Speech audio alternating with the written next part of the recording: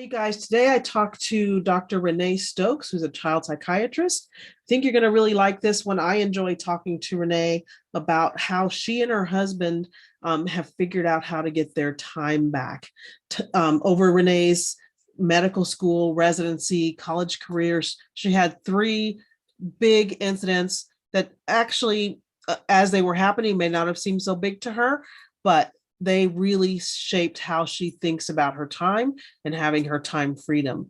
Take a listen. I think you're going to enjoy this. Be the change you want to see. Make a difference by giving your money a purpose, a mission to do good. Welcome to Money with Mission, where we show you how to create passive income so that you have options for how to work and how to live your life while leaving a legacy of positive social impact. So, Dr. Stokes, Renee, thank you so much for coming on today. Yeah, great to be with you. Great to be with you today. You've got a lot going on in your life, so thank you so much for taking the time. I really appreciate it. I think the listeners are going to really appreciate hearing what you've got going on. Yeah. So I did our introduction, but tell us a little bit more about how you became a psychiatrist, are still a psychiatrist, but got interested in financial literacy. Basically, most of us as physicians don't come to that, are not there when we start. So how did you get to that point? So born and raised in Richmond, Virginia, raised by my mom, and my dad is now deceased. Working class folks, hardworking, and really did the best and the most with all that they had. Despite their efforts, it was always quite visible, sort of the struggles of not having enough financially. That was sort of baked into childhood. All right. Sort of fast forward, I went to college, and a lot of folks will say it's easy to not know you're poor when you're, it just seemed like normal life, like, oh, everyone struggles. But college was sort of the first time I was like, wait a minute, some people are able to not have this amount of bandwidth dedicated to making ends meet. Yeah. And so that sort of piqued my interest. And I was like, that's a nice experience. So fast forward to medical school, we had this what's called an AHEC rotation, where you kind of go to these rural areas in North Carolina, and you kind of partner with my med school was UNC Chapel Hill. So Chapel Hill alum who are practicing in these rural areas. And so my mentor was a Caucasian female in a town of 1,400, I believe. Okay. Wow. About 8 Blacks. Okay. So my arrival for a couple of weeks raised the minority population. It's so interesting how, there's even an opportunity to glean things from people who even at first glance may seem so dissimilar. And so she had this little red sports car convertible, and on the license plate it said 3-1. And so I was like, Dr. Bolin, what is that? Like, what's that about? What is that 3-1? And she's like, oh, well, my investments have grown so much that every dollar I put in grows $3. And I promised myself that when I hit 3-1, I would buy myself a sports car. And so again, just sort of put that in my pocket and was like, that's a thing, okay. And so again, at the time, grad school, medical school, I'm in survival mode. There was no leftover. I was just trying to make sure, I had all the money for covering tuition and then, money to live off of. And so then fast forward again, did residency training. In December of 2013. So I finished training in 2014. That December, just prior to finishing, my dad passed. Okay. And that was just really difficult for me. I'm, bona fide daddy's girl. And I took 2 weeks off, and that was gracious on the part of my training directors. It wasn't supposed to be that long. But in those 2 weeks, I was like, man, life is full without work. Like, I wasn't like in that time, I don't think I'd even had a break that long from college forward, But in those 2 weeks, I was never like, oh, what will I do? Like I was, connecting with family. I was doing things that were needed for my family, managing his estate, all of those things. And so, sort of over time, I'm building sort of this curiosity around, I really like control of my time. How do I get that? Yeah. I really like the idea that money can grow in excess of what you contribute. I gotta at some point dig into that. And then so finished training in 2014. Oh, so I also got married in 2012. Okay. So by 2014, once I got married, we really were in a position to have a good bit of money left over to try and figure out what do we do with sort of the money beyond our bills. Okay. And my husband had been investing before before we met, and then we started investing in the stock market, and we really doubled down on downturns. So remember, we started just sort of chipping in on a monthly basis, and then there was this big downturn in like February, March of 2016. So we really kind of, I guess in investing, they sometimes use the phrase backed up the truck. That means kind of pull in all resources to double down on this down market. Yep. And so from that 2016 period, we were able to see, I think in 18 months, that portfolio triple. And that got my attention. So by 2018, we were like, wait a minute, like this is insane. Like money, Was and any Mhm. I'm sorry, was anybody doing investing full time? I know you were No. working So we're not traders. So a okay. lot of people trade, day trade or swing trade, where they're sort of kind of constantly, Yeah. changing their allocations or constantly selling and buying.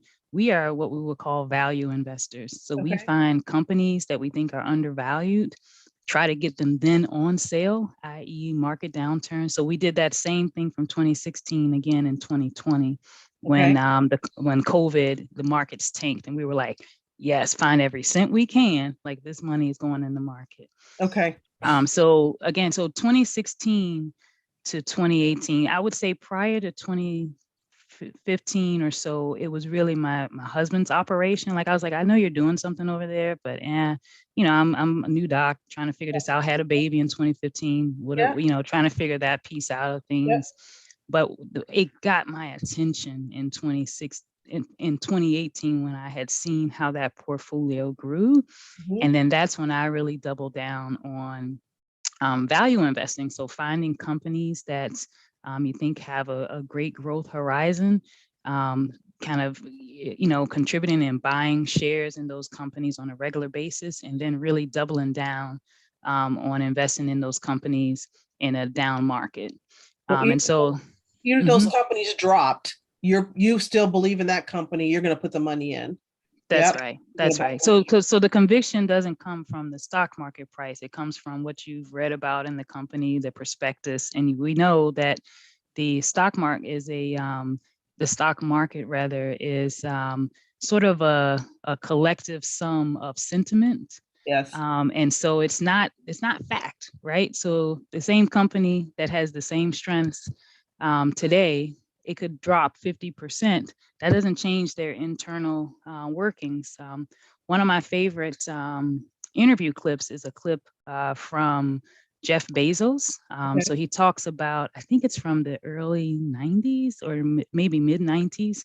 And he speaks to that same thing about conviction versus stock price. So he was saying that there was a time where the Amazon stock price dropped 90%, at the same time that by all of their internal measures, they were teed up for exponential growth. So they knew the value was there, but the sentiment, for whatever reason, had swung against their favor.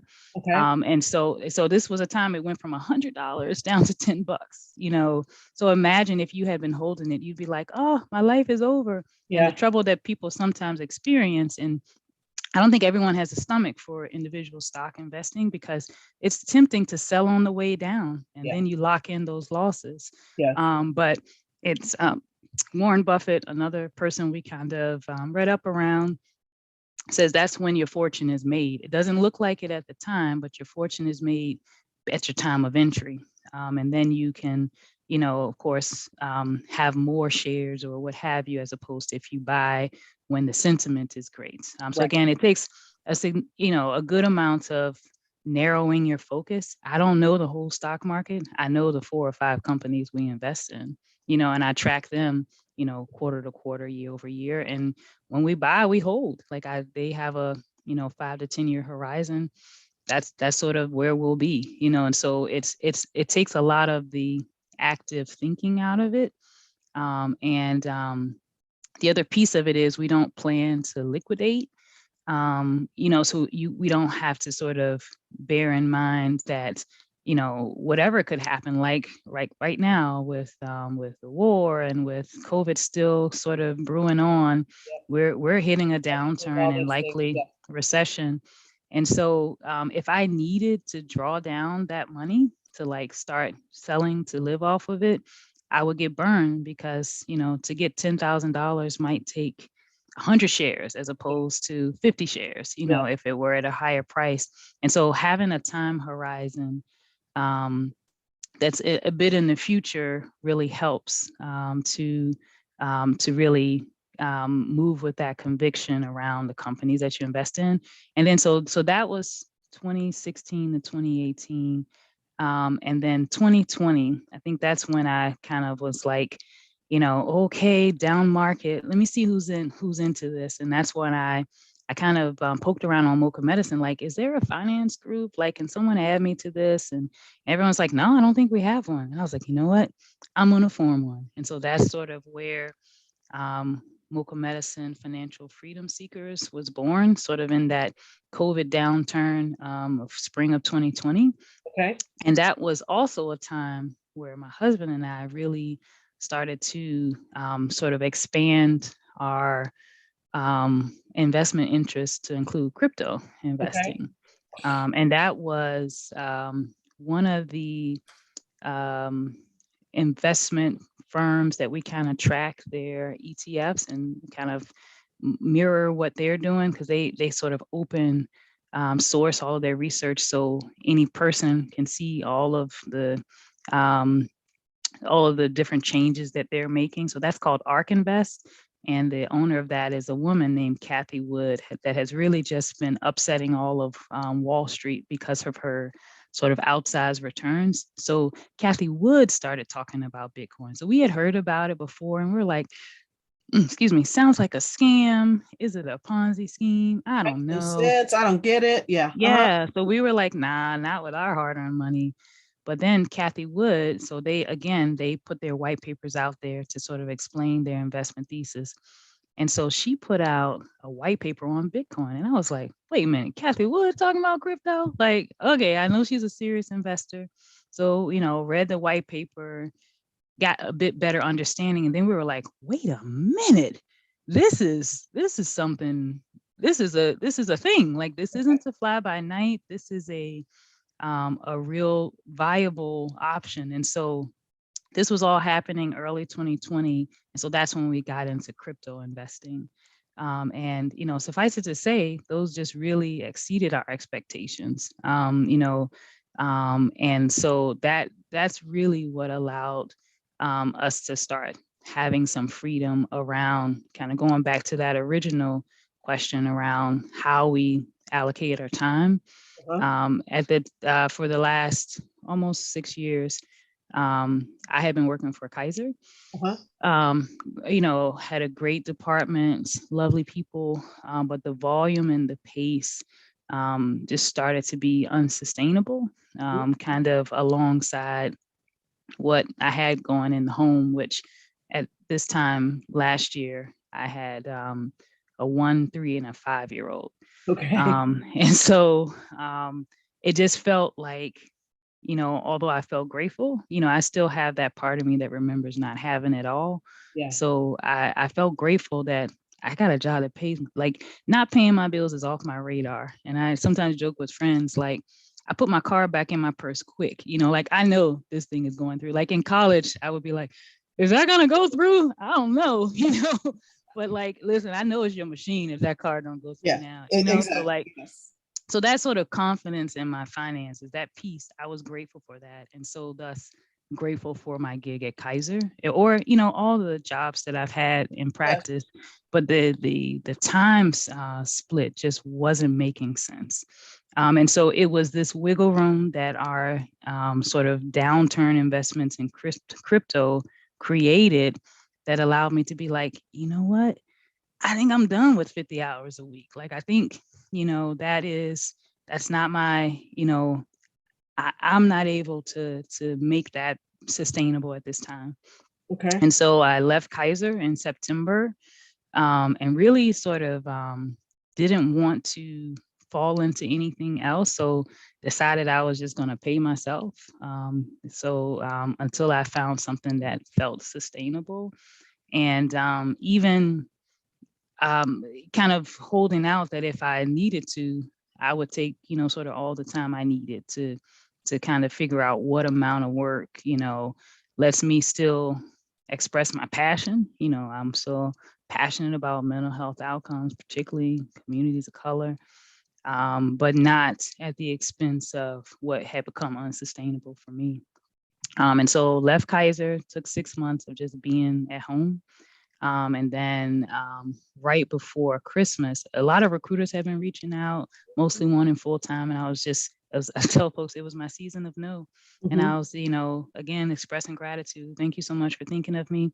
This is not, something I'm able to take advantage of, Yeah. the luck in your search.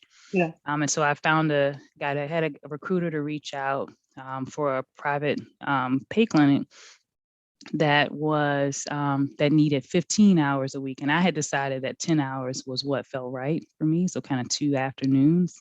And I Okay. was like, I'm just going to keep saying no until I get that. Or I also, wanted to develop my own consultation business, and I was like, maybe in the interim I can just, kind of get that going, my own consultation business. And so a guy said, hey, we can, we'd love to have you work from home, but we need at least 15 hours. And again, in season of no, I was like, gosh, this sounds amazing, but I really only have 10 hours available. And then after I hit send, I was like, Rene, like, are you crazy? Like 15 hours, it's fine. But I was like, nope, no Said mission 10. creep.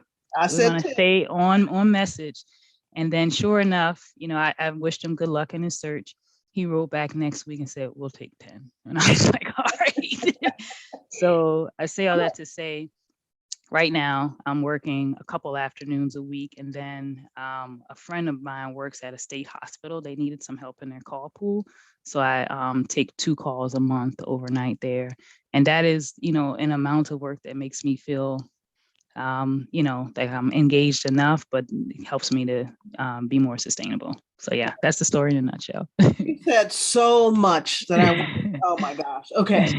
So you started out on your financial freedom journey because you wanted to bring your time. You wanted to have more Mhm. control over your time. For you, it wasn't about, I want to have this much money in the bank. I want to control my time. I think that's huge.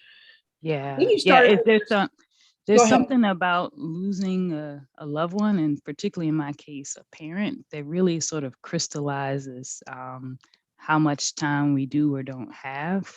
I was telling my husband, I feel like in death, that is almost the last act of parenting, where they're like, "Ah, all right, well, I told you what I think you need to know, and now you do, even without my presence." And so it really sort of crystallized, like, our time is not infinite. Yeah. And that's really became a driver from then Yes. on.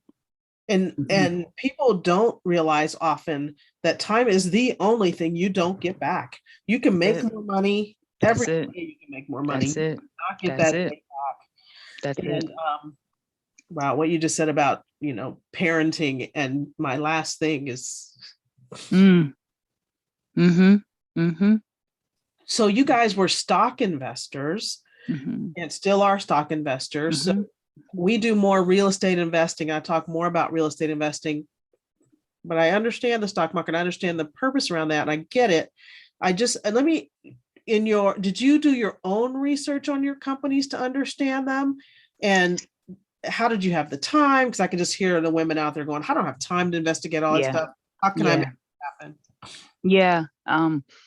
So sorry about that. So we I think in training, there was some dinner where a financial advisory firm like offered dinner to residents, and of course, as a resident, you take it. It's like Ruth Chris or Dinner. something like Ooh, that. that's right. Yeah. So I went with my husband, and we coupled with this firm for maybe like a year or two.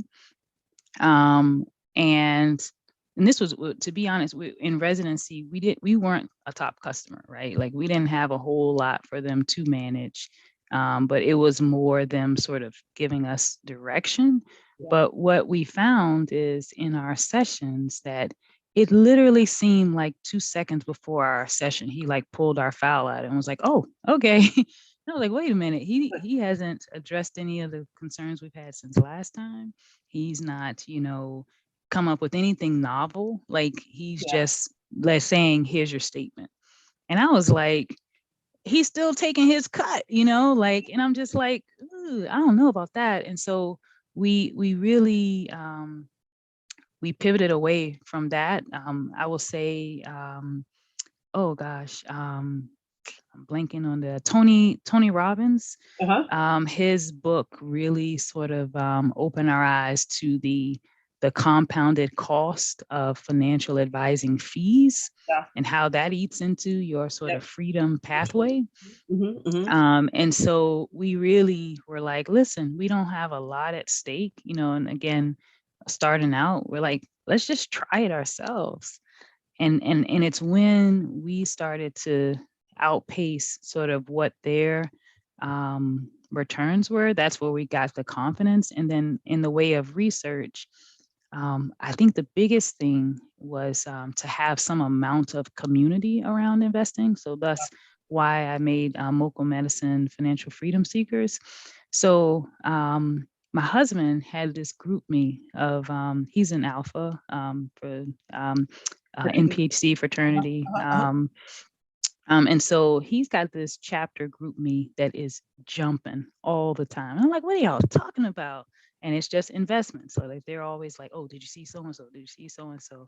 Okay. And so it's sort of built into their social fabric Got it. to talk about that. And so my hope was to try and start to create some amount of community, either via Facebook or with other women via group me, to kind of create that same energy. And I Mm-hmm. say that to say because it seems less like work when it's a conversation with Yes. friends, as Yes. opposed to like, well, let me get out this prospectus And, and run through it and highlight. and you fall Um, asleep in 30 seconds. Yes. exactly, because who has time for that? And Yes. so, so I say that to say, starting out, we probably put more energy into sort of reading around various companies, but now we spend very little time. We kind of know the companies we want to invest in, Mm-hmm. and we do something called dollar cost averaging. So a set amount goes on a certain frequency, and Okay. then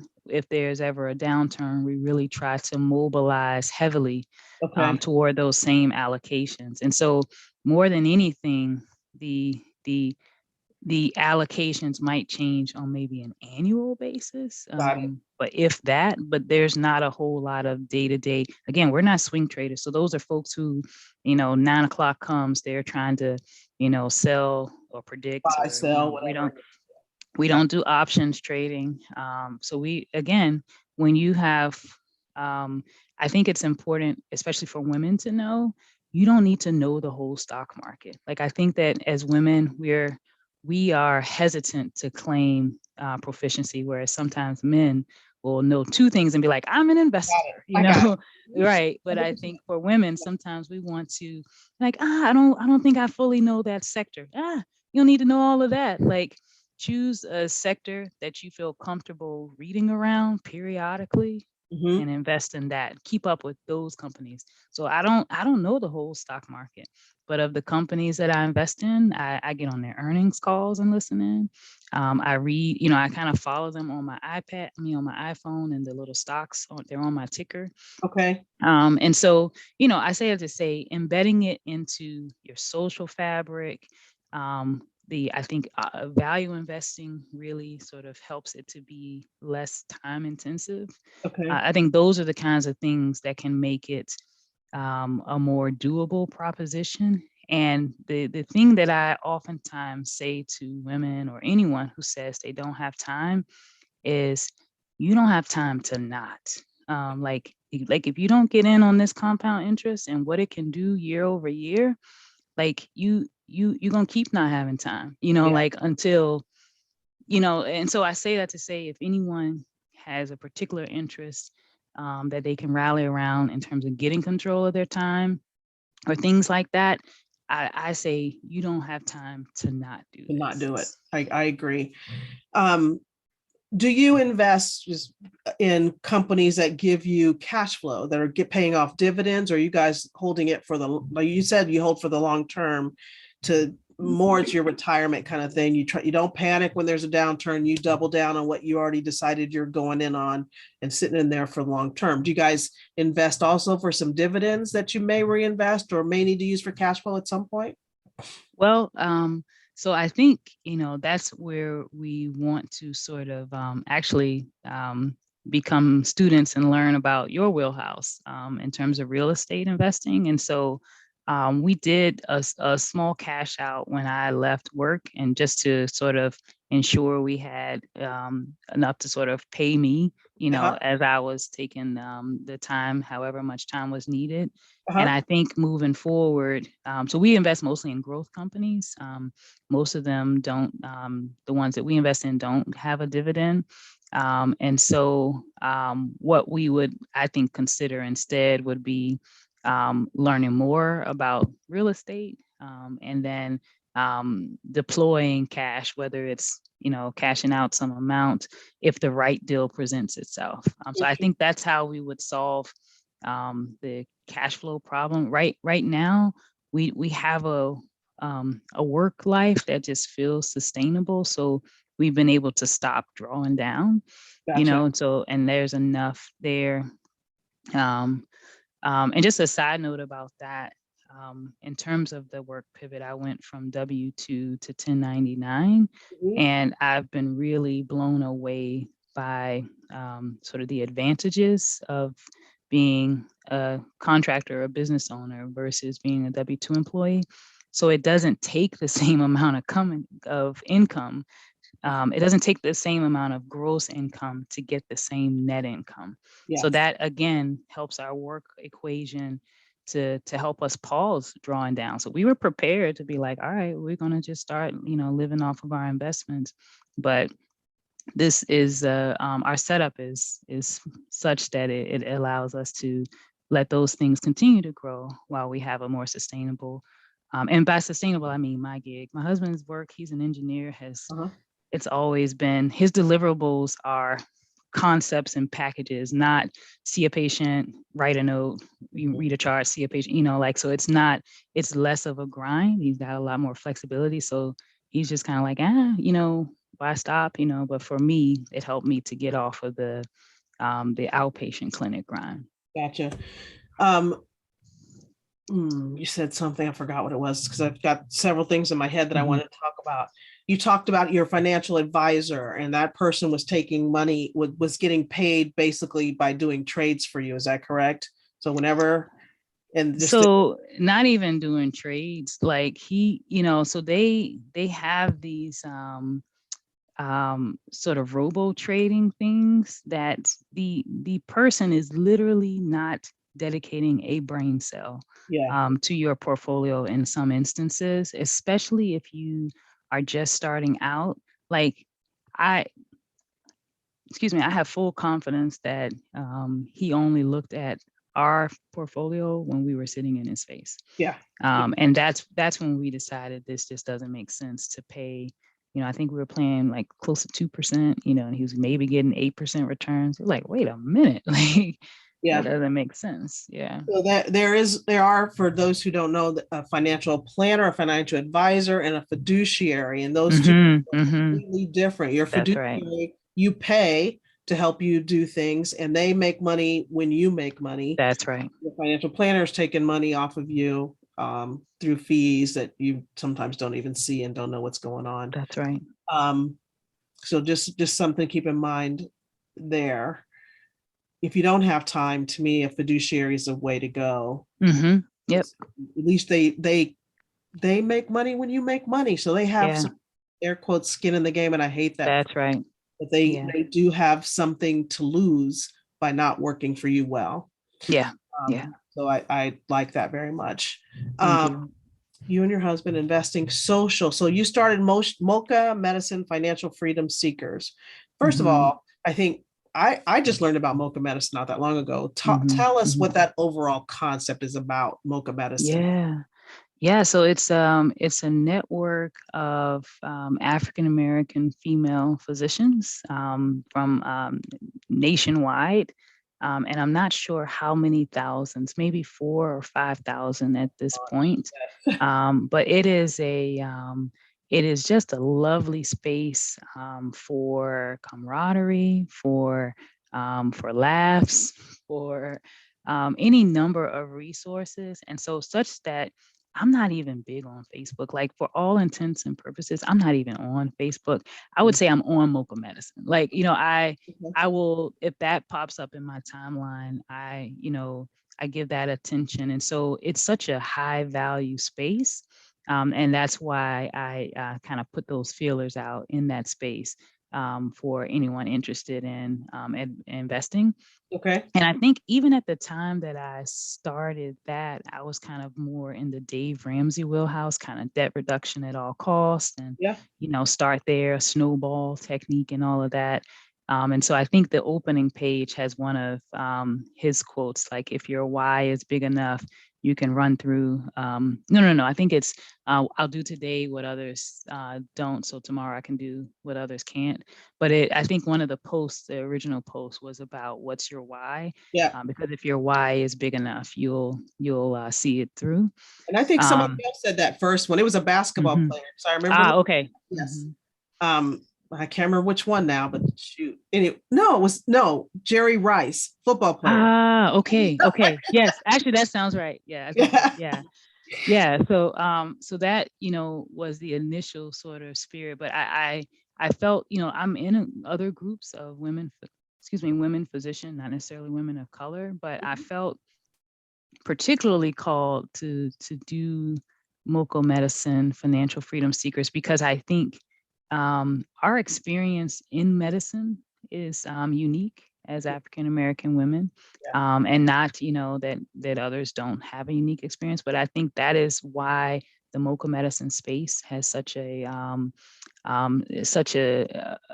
special space. Yeah. And I think that just by virtue of being a person of color in America in medicine, we oftentimes, kind of manage some of the same financial considerations, whether it be, and again, I don't want to say that at the exclusion of my Caucasian sisters or folks of Asian descent, but I thought there was a unique commonality, and I felt it important to do it in that space and not just sort of overall. I love it. You have Mocha Medicine Financial Freedom Seekers. I have a Facebook group, Money with Mission, that's for female surgeons, proceduralists, physicians. So we are all in that community, to talk about exactly what you're talking about. Let's talk about money. Let's not make this scary thing that financial planners and those kind of folks make it scary. You can do that. They use words you don't understand. They like all this stuff that you don't have time for that. Almost a pat you on the head, honey, kind of thing. That drives me nuts. Yeah. Well, and the thing that I'm also like, a secret, like almost evangelist to all of my previous coworkers or friends. I'm always kind of in their ear, like, what you thinking about investing? Like kind of trying to bring it to the forefront. And my usual response to not understanding it is just showing them proof of their Black girl magic thus far. I'm like, wait a minute. You went to med school and the motto there was see one, do one, teach one. You can learn this. It's whether you want to dedicate the time to do it, but this is no more complicated than anything. Like that person in that financial advisor firm, like you think they're brighter than you? Like Like nah, you they're went to not. medical school, you can do Listen, anything. you That's do what hard I things. Like you do can hard do things, period. anything. Like Yes. that's your jam. That's So, you can decide if this is a hard thing you want to do, but just know the person who is in the driver's seat gets the returns or controls the returns. So if you want him to get a boat or you to get a boat, like that, you got to decide who's going to get and rich off of nobody your cares money. about your money more than you do, no matter what they Listen, say. Nobody listen. Facts. Facts.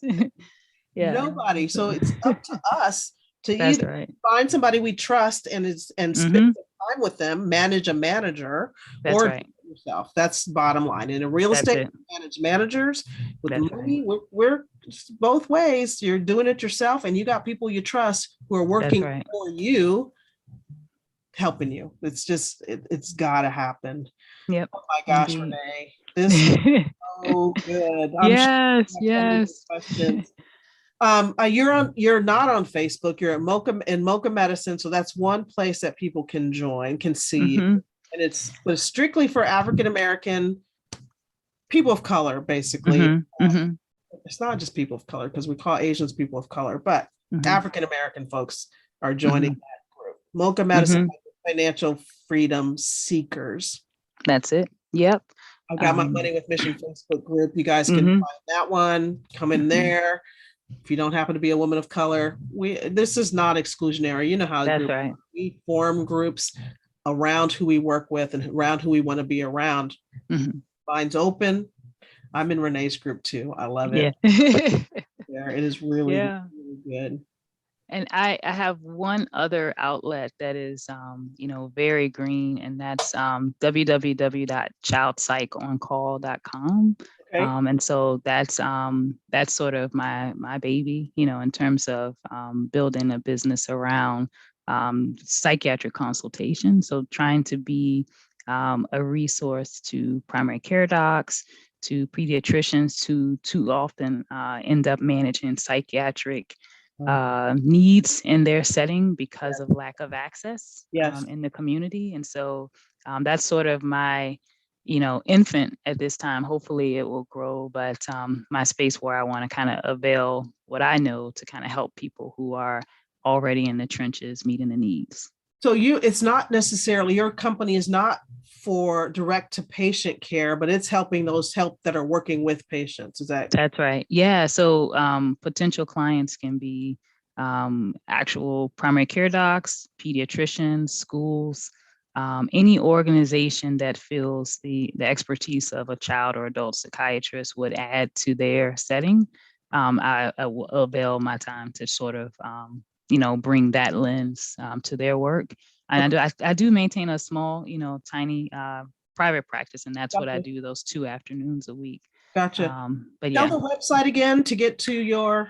Yeah, it's www.childpsychoncall.com. Okay, we'll have it in the show notes, you guys. If you're doing something, I can't write that down because that's huge, and that's how you can have the impact you want to have. You get your time back, you can go with it. And Renee to do this, build this business, which is something we need a lot of. Thank you so much, Renee. Yeah, it's been my pleasure. Yeah, thanks for having me. Thank you. Yeah, this is actually my first podcast ever. So thank you. It did it. Oh my gosh. We'll be calling you now. Once I hear this one, get her on there. Thank you so much. I really awesome. Hi, this is Felicia, host of Money with Mission, the social impact real estate investing podcast for female surgeons and proceduralists. I've been a urologist since 1993. I was one of the first 100 women urologists in the United States. Like most of you, all I knew about money was go to school, get a great job, save money, work until I could afford to retire and to start enjoying life. I quickly knew this was not what I wanted. I started building wealth and passive income with real estate over 20 years ago. I want to help you do the same faster and with more efficiency. Let's give ourselves options in our careers. Money coming in, regardless of whether you go to work, is a way to make that happen. Investing in social impact real estate projects is a way to build passive income, have a positive social impact, and start to build the legacy you want to leave. You've been listening to Money with Mission. There are projects happening right now where you could have a great financial return while positively affecting the lives of others. To learn more about our opportunities, go to moneywithmission.com.